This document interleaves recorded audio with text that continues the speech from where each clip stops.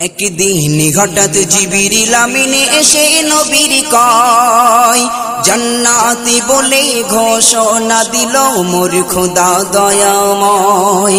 একদিন হঠাৎ জিবরিল আমিন এসে নবীর কয় জান্নাতি বলে ঘোষণা দিল মোর খোদা দয়াময়। দেখো জান্নাতি বলে ঘোষণা দিল মোর খোদা দয়াময়। আশারায় মুবাশশার 10 জন সাহাবা, ওই আশারায় মুবাশশার 10 জন সাহাবা বিনা হিসাবে জান্নাতে যাবে ঈমানি সাদকায়। বিনা হিসাবে জান্নাতে যাবে ঈমানি সাদকায়। একদিন হঠাৎ জিবরিল আমিন এসে নবীর কয় জান্নাতি বলে ঘোষণা দিল মোর খোদা দয়াময়।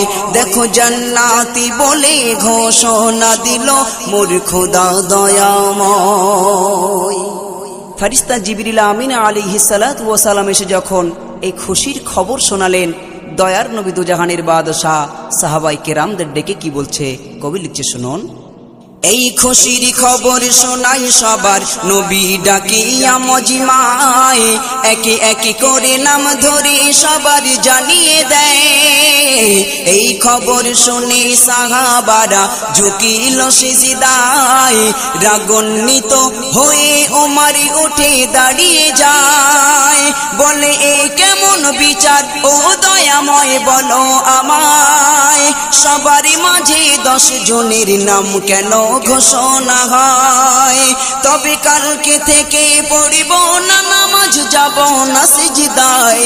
তবে কালকে থেকে পড়িব না নামাজ, যাব না সিজদায়। দেখি কেমন করে আল্লাহ আমায় জান্নাতেতে দেয়। দেখি কেমন করে আল্লাহ আমায় জান্নাতেতে দেয়। একদিন হঠাৎ জিবরিল আমিন এসে নবীর কয় জান্নাতি বলে ঘোষণা দিল মোর খোদা দয়াময়। দেখো জান্নাতি বলে ঘোষণা দিল মোর খোদা দয়াময়।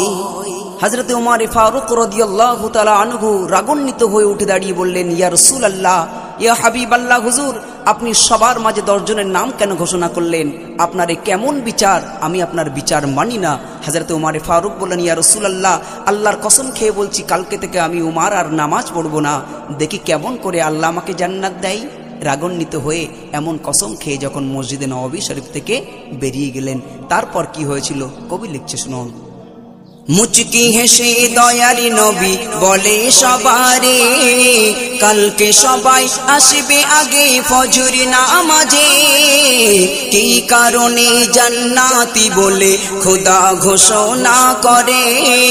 কাল ফজরে প্রমাণে হবে দেখবে সকলে। রাতে পোহালো ফজর হলো এমন সময়, বেলাল এসে মধুর সুরে আজান শোনায়। সকল সাহাবা এলো ছুটে নামাজে মজমায়। সকল সাহাবা এলো ছুটে নামাজে মজমায়। হযরতে ওমর নামাজেতে এলো না রে হায়। হযরতে ওমর নামাজেতে এলো না রে হায়। একদিন হঠাৎ জিবরিল আমিন এসে নবীর কয় জান্নাতি বলে ঘোষণা দিল মোর খোদা দয়াময়। দেখো জান্নাতি বলে ঘোষণা দিল মোর খোদা দয়াময়।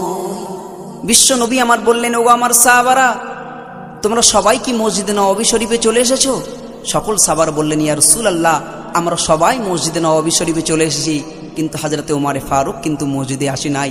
নবী আমার বললেন, সে তো কসম খেয়েছে মসজিদে আসবে না, অতএব তার অপেক্ষায় না থেকে আমি